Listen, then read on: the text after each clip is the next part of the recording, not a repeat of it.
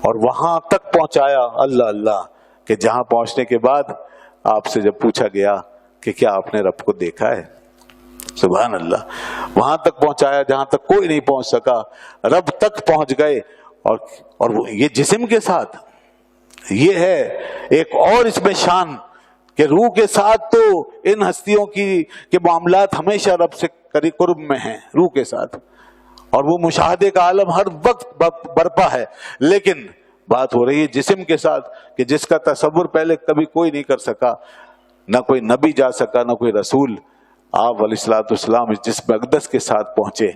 اب وہاں جسم کے تعینات کا کیا ہوا، اس مادی وجود کے تعینات کا کیا ہوا؟ دوستو اس بات کو آج تو ہم آسانی سے سمجھ سکتے ہیں نا کہ مادہ انرجی میں بدل جاتا ہے، انرجی غالب آ جاتی ہے، مادہ کسی اور فارم میں چلا جاتا ہے. ہم نہیں کہہ سکتے، ہم قیاس نہیں کر سکتے، ہم کچھ نہیں کہہ سکتے، لیکن ایک کم از کم آئیڈیا مل رہا ہے، تصور کے مادہ کس کس فارم میں کہاں کہاں پہنچ جاتا ہے، اور کیا کیا شکل اور حیت اختیار کر سکتا ہے، اور کیا کیا اس میں ڈائمینشن موجود ہیں.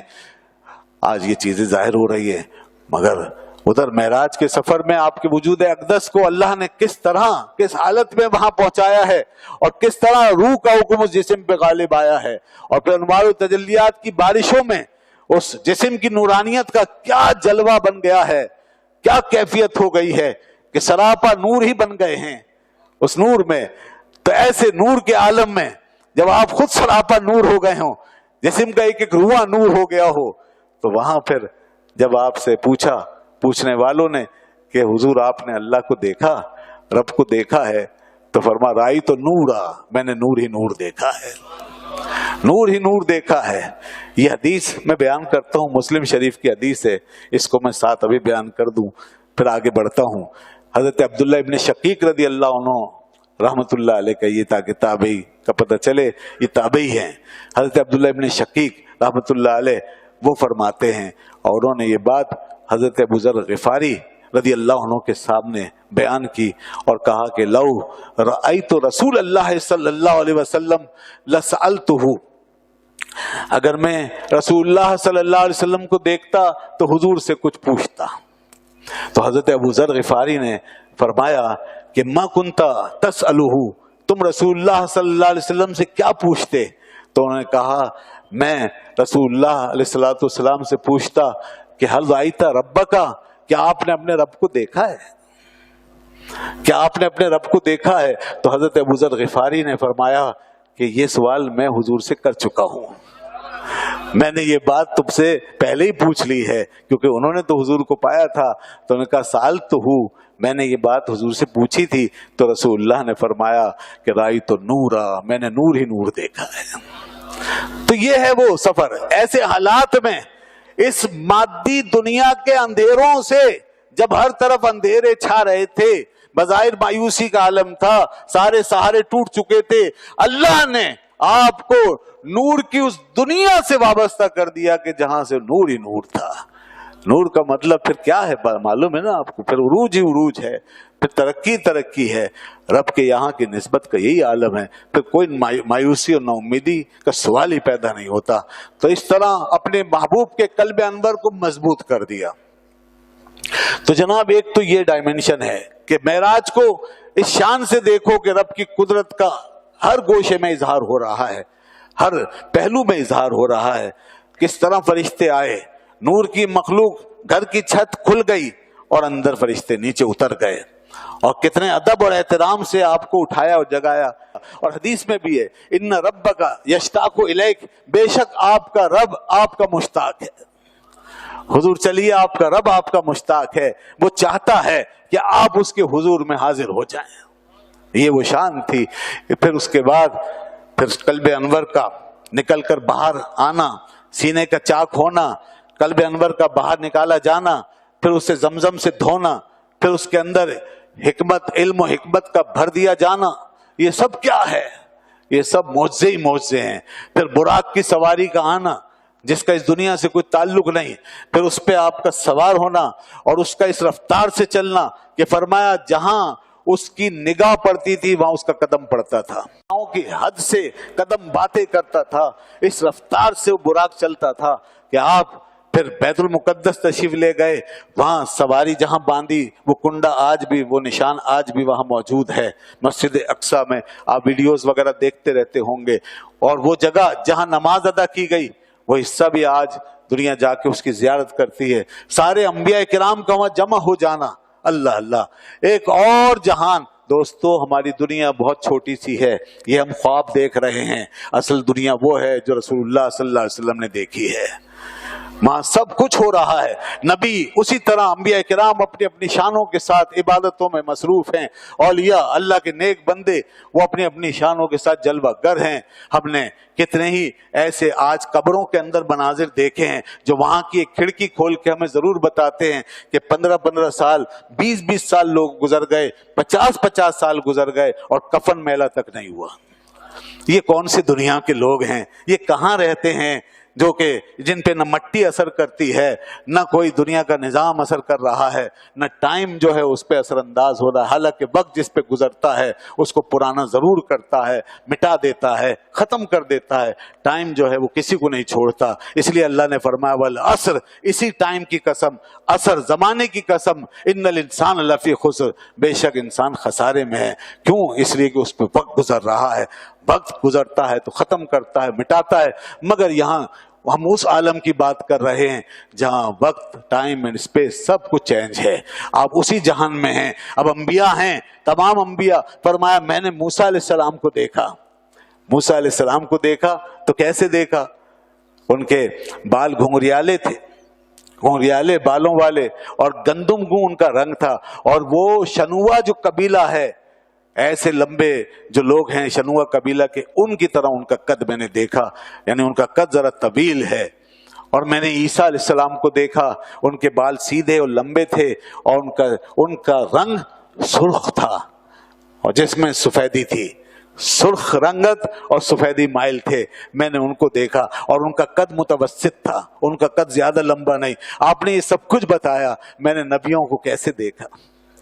جب موسیٰ علیہ السلام کی قبر کے پاس سے گزرے تو فرمایا کہ مررت بقبر موسیٰ فإذا هو قائم يصلي في قبره، موسیٰ علیہ السلام اپنی قبر میں کھڑے ہو کے نماز پڑھ رہے تھے۔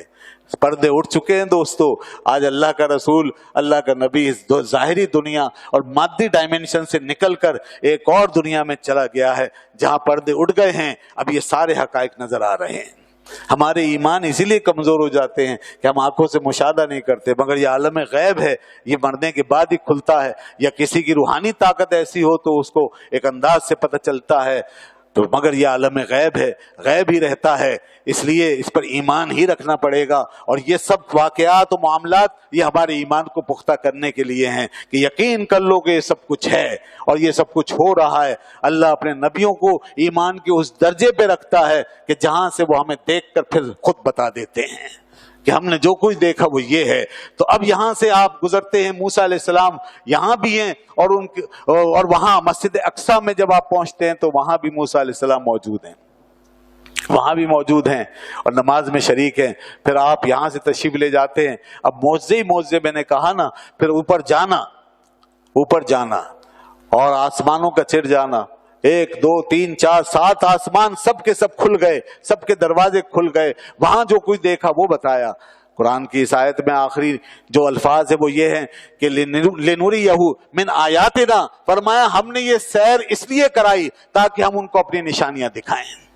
یہ نشانیاں دیکھتے جا رہے ہیں۔ آسمانوں میں پھر موسیٰ علیہ السلام موجود ہیں، ابراہیم علیہ السلام موجود ہیں، حضرت یوسف علیہ السلام موجود ہیں، عیسیٰ علیہ السلام موجود ہیں، ہارون علیہ السلام موجود ہیں۔ سارے انبیاء جو دیکھے وہ سب بتائے، ان کے ساتھ کیا کیا واقعات پیش آئے۔ تو یہ سب معجزات، لا تعداد معجزات کا مجموعہ ہے ایک معراج۔ تو ایک تو یہ پہلو ہے کہ رب کی قدرت کا اظہار ہے۔ تو جو یہ کہتا ہے کہ توحید بیان کرنے کے لیے تنقید ضروری ہے، یعنی نبیوں کی اور ولیوں کی تنقید، ان پہ تنقید، ان کو کم کر کے دکھانا، ان کی شان گھٹانا، جس کو گستاخی سے تعبیر کیا، معاذ اللہ، ہرگز نہیں، ہرگز نہیں، تنقید کی ضرورت نہیں۔ جتنی یہ شانیں ظاہر ہوں گی اتنا ہی رب کی توحید مضبوط ہوگی۔ ہماری جو نظر میں توحید، ہمارے عقیدے میں جو توحید ہے وہ اتنی ہی مضبوط ہوگی، اتنا ہی سبحانیت کے راز کھلیں گے۔ جب اس نے فرمایا میں پاک ہوں تو بتا دیا کہ دیکھو کیا وہ مجبور ہو سکتا ہے جو کائنات کی ساری قوتوں کو نیچے چھوڑ کے اپنی قدرتوں کا ایسا اظہار کرے کہ تمہاری قدرتیں لاجواب ہو جائیں؟ کیا وہ مجبور ہو سکتا ہے کہ جو مادے کا محتاج نہیں، بغیر مادے اور بغیر ٹائم اینڈ اسپیس کے اپنے محبوب کو سفر کرا دے؟ کیا وہ ناقص ہو سکتا ہے کہ جو ایسا سفر کرائے اور ایسی سیر کرائے جس میں کہیں سے کوئی نقص نہ پائے؟ وہ تو صرف آسمان کو دکھا کے کہتا ہے۔ سورہ تبارک پڑھیے، اللہ فرماتا فرجع البصر هل ترى من فطور، ذرا اس آسمان کو تو دیکھو، اس میں کوئی شگاف ہے؟ اس میں کوئی دراڑ ہے؟ اس میں کوئی شگاف ہے؟ نہیں ہے۔ تو سمجھ لو وہ کیسا قادر ہے، کیسا پاک ہے، کیسا بے عیب ہے۔ جب اس نے آسمان دکھا کر اپنی قدرت بتائی کہ میں ایسا بے عیب آسمان پیدا کر سکتا ہوں جس میں کوئی شگاف نہیں، تو پھر اپنے محبوب کو اسی آسمان سے اوپر لے جا کر کتنی بڑی قدرت دکھانا چاہتا ہے کہ جب وہ اس آسمان میں دلیل ہے اور اس کے آسمان کے حسن میں جب اس کے حسن کا اظہار ہے تو رب جو محبوب دو جہاں ہے تو اس کے کمال و اس کے حسن کے اندر رب ذوالجلال کے حسن و کمال کا اظہار کیوں نہیں ہوگا؟ اس کا اظہار کیوں نہیں ہے؟ اس لیے سبحان کہہ کے شروع کیا، سبحان الذی اسری بعبدہ لیلا من المسجد الحرام الی المسجد الاقصی۔ اب دوسری ڈائمنشن یہ تھی جو اسی کے ساتھ کچھ تو بیان ہو گئی، اور دوسرا مستقل طور پہ یہ دیکھیے کہ اس نے اپنے محبوب کی شان سے ایسا پردہ اٹھایا ہے، یہاں آپ کی عظمت و شان کا وہ بیان ہے یہاں کہ سبحان اللہ، کہ یہاں پر یہ بتا دیا کہ دیکھو میرے محبوب کی شان یہ ہے کہ بس وہ میری طرف متوجہ ہے، میں اس کی طرف متوجہ ہوں۔ یہ میرے محبوب کا مقام ہے، دنیا میں کوئی نہیں کہ جس کو یہ مقام حاصل ہو کہ رب نے جس کو اپنی توجہ کا قبلہ بنا لیا ہو۔ جی علامہ آلوسی نے لکھا وَلِكُلٍّ وِجْهَةٌ هُوَ مُوَلِّيهَا، ہر ایک کی توجہ کا ایک مرکز ہے، اس کو قبلہ کہتے ہیں، اس کو قبلہ کہتے ہیں۔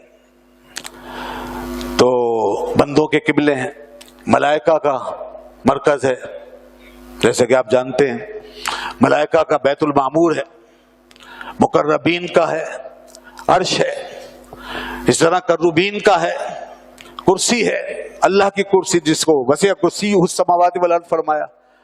ہمارے قبلے ہیں، ہمارا قبلہ خانہ کعبہ ہے، قبلہ جو ہوتا ہے توجہ کا مرکز ہوتا ہے، اور رسول اللہ صلی اللہ علیہ وسلم کا قبلہ بھی خانہ کعبہ ہے، لیکن یہ رسول اللہ کی ظاہری آنکھوں کا قبلہ ہے، یہ رسول اللہ کے جسم کا قبلہ ہے، اور ایک رسول اللہ کے دل کا قبلہ ہے، اور وہ اللہ کی ذات ہے، وہ اللہ کی ذات ہے۔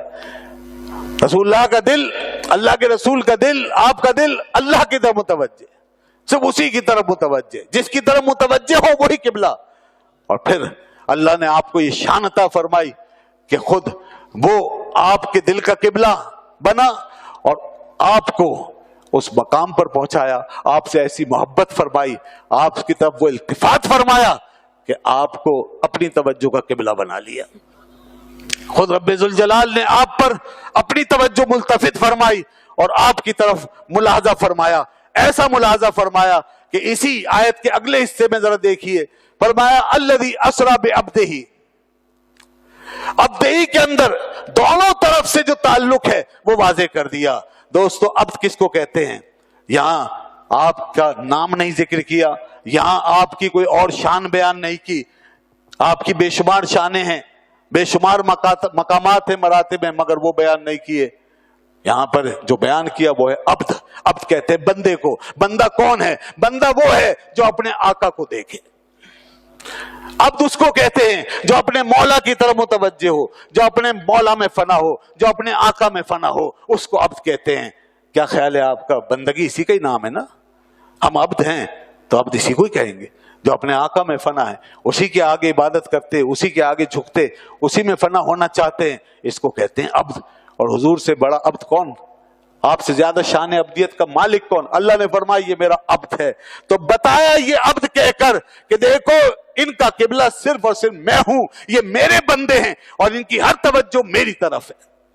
اور پھر اس کے بعد خالی عبد نہیں کہا، اگر خالی عبد کہا ہوتا تو یہ ون سائیڈڈ معاملہ پتہ چلتا صرف ون سائیڈڈ کہ حضور کی توجہ تو ہے رب کی طرف، کیا رب کی توجہ بھی اپنے محبوب کی طرف ہے یا نہیں، یہ پتہ نہ چلتا۔ اللہ نے یہ بھی بتا دیا دوستو، اللہ نے فرمایا بے عبد ہی، خالی عبد نہیں کہا، عبد خالی ہوتا تو ون سائیڈڈ پتہ چلتا، لیکن جب عبد ہی کہا فرمایا یہ میرا بندہ ہے، میرا بندہ ہے۔ پاک ہے وہ ذات جو لے گئی اپنے بندے کو، جب اس نے خود اپنی طرف سے اعلان کر کے کہا کہ میرا بندہ، تو اس کا مطلب یہ ہے کہ ادھر سے توجہ ادھر ہے اور ادھر رب کی توجہ ادھر ہے۔ یہ ہے وہ شان آقا دو عالم کی، یہ ہے وہ محبوب مکرم کی عظمت۔ آپ کی شان عبدیت کا مقام دیکھیں، اس لیے اقبال نے کہا کہ عبد دیگر عبدہ چیزیں دیگر، ہاں سراپا ای سراپا انتظار منتظر، عبد اور ہوتا ہے عبدہ اور ہوتا ہے۔ اور اللہ پاک نے یہ بات بار بار فرمائی، اے پیارے آپ ہمارے بندے ہیں۔ جیسے وَإِن كُنتُمْ فِي رَيْبٍ مِّمَّا نَزَّلْنَا عَلَىٰ عَبْدِنَا، اور اگر تمہیں شک ہے اس میں جو ہم نے نازل کیا، کس پر؟ اپنے بندے خاص پر، آپ ہمارے بندے ہیں۔ ہمارے کہا اپنی طرف نسبت فرمائی، کس کی؟ آپ کی، آپ کی عبدیت کی۔ اور کہیں فرمایا کہ فَأَوْحَىٰ إِلَىٰ عَبْدِهِ مَا أَوْحَىٰ، کہ اس نے اپنے بندے کی طرف وحی کی جو وحی کی، یہاں بھی نسبت فرمائی میرا بندہ۔ اور کہیں فرمایا تبارک الذی نزل الفرقان علی عبدہ، بڑی برکت والی ہے وہ ذات جس نے اپنے بندے خاص پر فرقان نازل کیا، نسبت فرمائی اپنی طرف۔ اس کا مطلب ہے بتا دیا کہ دیکھو یہ میری طرف متوجہ، میں ان کا قبلہ۔ اور پھر جب اس نے اپنی ربوبیت کا ذکر کیا، اپنی طرف سے اپنی ربوبیت کا، اپنے رب ہونے کا، تو اس کی نسبت بھی آپ ہی کی طرف فرمائی۔ فرمایا فلا وربک لا یؤمنون حتی یحکموک، اے محبوب مجھے تیرے رب ہونے کی قسم ہے۔ اللہ اللہ، وہ آپ کو اپنا بندہ کہے اور پھر اپنے آپ کو انہی کا رب کہے، تو دونوں طرف سے معاملہ بتا رہا ہے کہ دیکھو یہ میرے بندے اور میں ان کا رب ہوں، یہ میرے بندے میں ان کا رب ہوں۔ تو اس کا مطلب یہ ہے کہ ان کا قبلہ میں ہوں، اور میں نے اپنی توجہ التفات کے لیے ان کو قبلہ بنا ڈالا ہے، ان کو یہ مقام عطا کر دیا ہے کہ میں ان کی طرف دیکھتا ہوں۔ اب اللہ جو دیکھتا ہے تو وہ عنایت سے دیکھتا ہے، حضور دیکھتے ہیں تو عبادت کی نیت سے دیکھتے ہیں، بندگی کی نسبت سے دیکھتے ہیں، اور خدا جب دیکھتا ہے تو عنایت کی نسبت سے دیکھتا ہے۔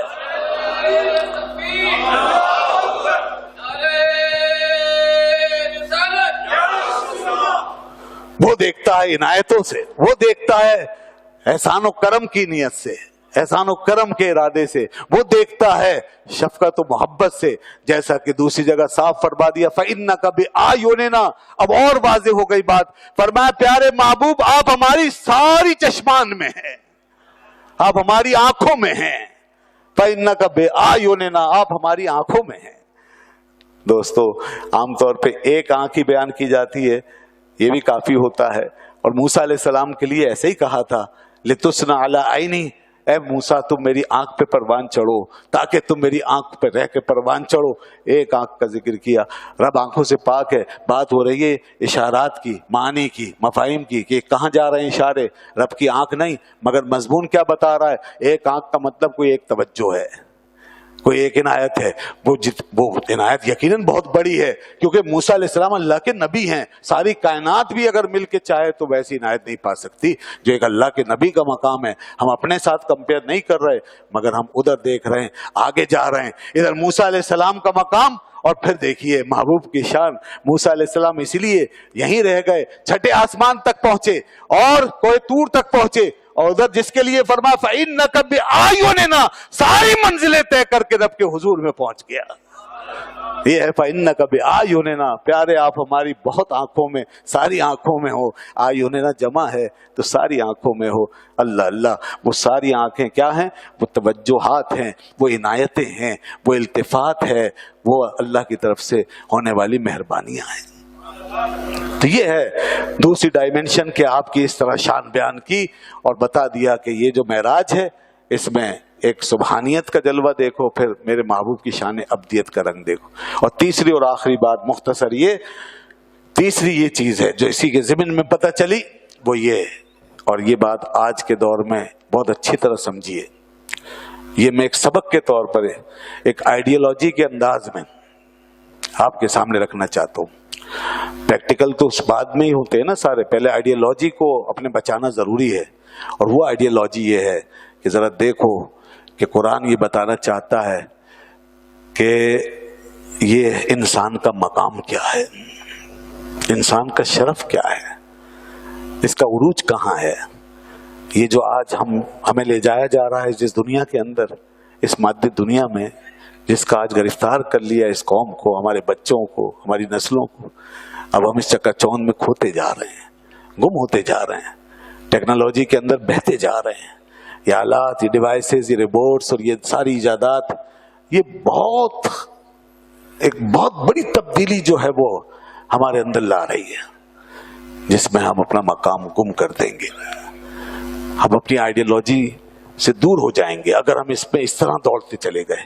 इसलिए बहुत जरूरी है कि समझिए कि इंसान का मकाम यहाँ नहीं है, इंसान का मकाम वही है जहां उसने अपने हबीब को बुलाया है। ये बताना है कि क्यों एक पैकर खाकी को एक लिबास बशरियत के अंदर, लिबास बशरियत में, इस जिस्मानी निजाम के साथ एक इंसान को अल्लाह ने ये इतना बड़ा शरफ क्यों अता फरमाया। इकबाल ने एक जुमले में सारा मफहूम अदा कर दिया। इकबाल की यही फिक्र तो है ना, जिसको चूमने को दिल चाहता है, इस फिक्र में वो कहाँ पहुंच जाता है। देखिए, चाहे दूसरे हवालों से इख्तिलाफ कोई कर सके, करता रहे, लेकिन जिस बुनियाद पे माना जाता है वो ये, बाज लोगों की कुछ बातें बहुत हाई फाई होती हैं, उनको उन बातों की वजह से एक्सेप्ट कर लिया जाता है, अगरचे दूसरे लिहाज से उनमें बहुत सी खामियां हो। आम लिहाज से बात कर रहा हूं, लेकिन इकबाल का मामला देखिए कि क्या मजमून अदा कर गए कि सबक मिला है ये मेराज मुस्तफा से मुझे, सबक मिला है ये मेराज मुस्तफा से मुझे कि आलम बशरियत की जद में है गर्दू। ये सारी कायनात अल्लाह ने बता दिया मेराज की रात, एक हजरत इंसान को बुलंदी अता करके, हजरत इंसान को, जिब्राइल को नहीं दी, मिकाइल को नहीं दी, हजारों लाखों करोड़ों फरिश्ते किसी को नहीं दी तो मोहम्मद मुस्तफ़ा सल्लल्लाहु अलैहि वसल्लम, एक हजरत इंसान को, आपके पैकर बशरियत को वहां पहुंचाया कि जहां पर फरमाते हैं इकबाल कि सारा आलम गर्दू, सारा आलम, सारी कायनात आपके तलबों के नीचे आ गई है कि आलम बशरियत की जद में कर दूं। अब ये तो बड़ी मानाखेज बात है, आलम बशरियत की जद में कर दूं, यानी सारी कायनात आलम बशरियत के दायरे में है और इंसान की अजमत पूरे इस कायनात के ऊपर मुहित है। इंसान सबसे बड़ा है, इंसान की अजमत ये है कि वो अपने रब के लिए पैदा हुआ है। हम इन डिवाइसेस के लिए पैदा नहीं हुए, हम इन बेजान मशीनों के लिए पैदा नहीं हुए, हम ये अपनी बनाई हुई मसनूई दुनिया, एआई हो, आर्टिफिशियल इंटेलिजेंस हो, ये रोबोट हो, इसके लिए पैदा नहीं हुए। इससे काम ले सकते हैं, इससे आप अपनी जरूरत पूरी करें, आप इससे काम लें, लेकिन खुदा के वास्ते इसमें अपना मकाम न ढूंढें। दुनिया की हर चीज जब भी हम उधर जाएंगे हमारा मकाम डिवैल्यू करेगी, हमें सानवी बनाएगी, हमें पीछे कर देगी। इसलिए अब सब ह्यूमैनिटी का मसला पैदा हो गया कि इंसान ने अपनी बनाई हुई चीज को खुद अपने ऊपर कायम करके रख दिया, खुद अपने आगे खड़ा कर लिया और खुद पीछे हो गया। यह है दुनिया का हाल। हम खुद अपने हाथों अपने मकाम की नफी कर रहे हैं। तो बस दुनिया हमारी खादिम है, ये एआई हो, ये आजकल की सारी तरक्कियात, ये सब हमारी जरूरत के लिए हैं। हमारा मकाम यह है कि हम रब को पहचाने, अल्लाह तक पहुंचे। महराज में ये सबक मौजूद है कि अपनी अजमत इस तरह ढूंढो, रब से निस्बत पैदा करो, उसी में सुकून है, इसी में आपको दुनिया आखिरत की कामयाबी है और इसी से हमारा मुआशरा कायम रह सकता है। हमारा बस एक ही हवाला, एक ही पहचान, एक ही सफर है। महराज के हवाले से बता दिया कि यहाँ से निकलो वहां की परवाज भरो, यहाँ से निकलो वहां पहुंचो। और हम कैसे पहुंचे? तो अल्लाह के महबूब ने फरमाया, तुम नमाज में जब सजदे करोगे तो अस्सलातु महराजुल मोमिनीन, बस नमाज पढ़ो, दिलो जान से पढ़ो और उसको अपने सामने देख करके पढ़ो, ये सोच कर, ये समझ के कि वो सामने और हम उसके हुजूर, यही महराज है। और इसी तरह बातिन का सफर तय करो तो सुकून मिलेगा, मालूम होगा कि इंसान का मकाम क्या है और इंसान इस ज़ाहिरी दुनिया से बहुत आगे की मखलूक है। और ये सारा जो आज इंसान ने किया है सफर अब तक, ये एक नुक्ते से ज्यादा नहीं है इंसान की हकीकत के सामने। ایک نقطے سے زیادہ نہیں ہے۔ اقبال نے کہا تھا کہ اپنی حکمت کے خم و پیچ میں الجھا ایسا، آج تک فیصلہ نفع و ضرر کر نہ سکا۔ جس نے سورج کی شعاؤں کو گرفتار کیا، زندگی کی شب تاریک سحر کر نہ سکا۔ تو کیا فائدہ اگر ہمارے مسائل ہی حل نہ ہوں؟ تو اپنے مسائل کے حل کے لیے ہمیں دین کی طرف رجوع کرنا چاہیے، نمازوں کی پابندی کرنی چاہیے، اللہ کو یاد رکھنا چاہیے، گناہوں سے بچنا چاہیے، اور یہ جو ہمارے معتقدات، عقائد ہیں، نظریات ہیں، اس کی حفاظت کریں۔ اپنے ان بزرگوں کو یاد رکھیں جنہوں نے ہمیں وہاں تک پہنچایا۔ اللہ کے نیک بندے ہر دور میں آتے رہے، اور پھر ہمارے آقا و مولا حضرت محمد مصطفیٰ صلی اللہ علیہ وآلہ وسلم، آپ ہمارے لیے اللہ کی سب سے بڑی نعمت اور سب سے بڑا وسیلہ ہیں۔ اسی لیے اعلیٰ نے کہا کہ وہی رب ہے جس نے تجھ کو ہم تن کرم بنایا، ہمیں بھیک مانگنے کو تیرا راستہ بتایا۔ مطلب یہ ہے کہ ہم آپ کو وسیلہ سمجھ کے آگے بڑھیں گے، اور آپ کی عظمتوں کو ہمیشہ یاد رکھا جائے، اور کہیں بھی کمپیریزن نہیں ہو سکتا آپ کی عظمت کا، آپ کی شان کا۔ آپ بے مثال و بے نظیر ہیں، وہی، اور آپ کا جو کمال ہے وہ ہر زوال سے پاک ہے، آپ کا حسن ہر عیب سے پاک ہے، وہ کمال حسن حضور ہے کہ گمان نقص جہاں نہیں، یہی پھول خار سے دور ہے، یہی شمع ہے کہ دھواں نہیں ہے۔ یہ ہے مسلمان کا عقیدہ۔ جتنا رسول اللہ صلی اللہ علیہ وسلم سے محبت زیادہ کریں گے، جتنا آپ کی طرف للچائیں گے، جتنا آپ کو یاد رکھیں گے، اتنا ہی سمجھ لیں کہ آپ اپنے دین میں محفوظ ہوتے چلے جائیں گے۔ اور اگر آپ نے یہ معاملہ صرف فلسفیانہ انداز سے اپنایا اور میجک تھیوری کے طور پر، اور تعلق سرد پڑ گیا، تو پھر ایمان خشک ہو جائے گا۔ اس لیے جذبات قائم رہنے چاہیے۔ اللہ تعالیٰ میرا آپ کا حامی و ناصر ہو، اور ہمیں اپنے محبوب صلی اللہ علیہ وسلم کے قدموں سے اسی طرح وابستہ رکھے۔ وآخر دعوانا الحمدللہ۔